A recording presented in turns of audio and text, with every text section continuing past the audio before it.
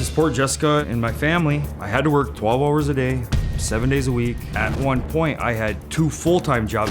Jessica was a stay-at-home mom, but she let things go. The house looked horrible. They say there's 3 feet of clothes on the floor. It's this much paperwork from one end of the counter, across the stove. How can you cook? You can't cook.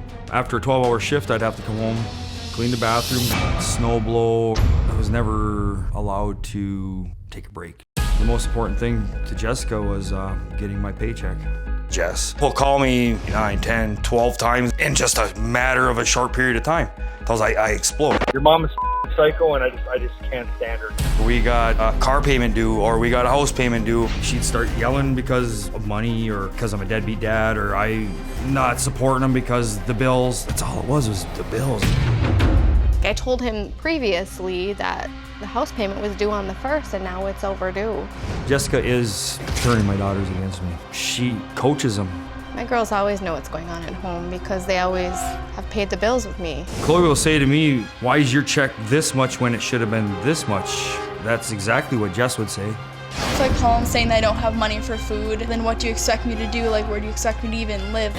I finally had a terrible, terrible mental breakdown because Jess and her coaching Chloe to harass me about money, I gave in. I have been pushed into snapping. I need for her to stop, and I need help.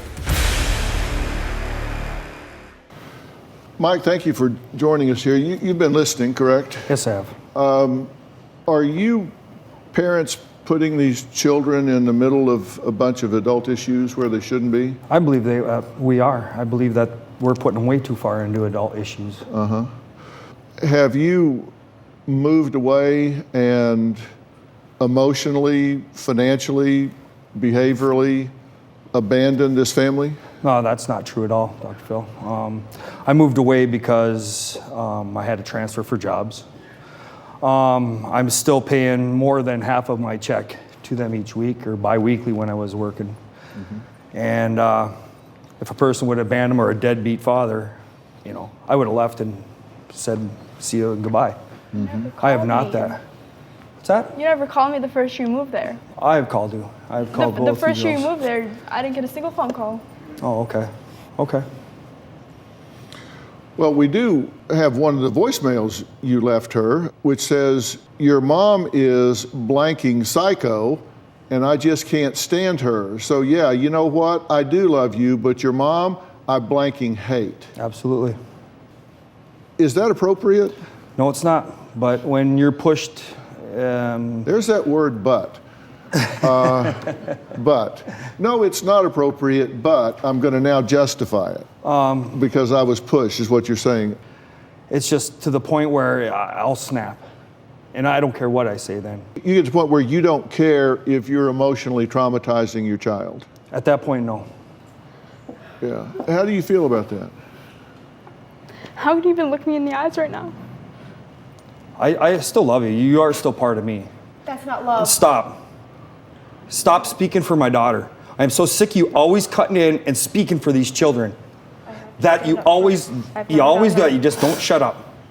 After all the things you've said, how can you look at me right now? What?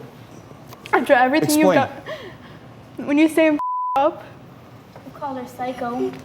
I called your mom psycho. No, You called you Chloe called her psycho. Okay. Exactly what your mom says. Maybe She is because- coaching you 100%. Maybe because we're together all day. Maybe because you haven't been here in how many years? Where do you want me to, well, then I'll come home and then you won't get the money you wanted. What? It doesn't mean I'm you not going to come on abandon this show and us. get beat up. This is to build a relationship between us, and that's what we're going to try and do. Without your mom's anything. Forget about Dr. Phil and all that. Just dad to dad. Let's just talk. I've got 2. They're boys, but I've got 2.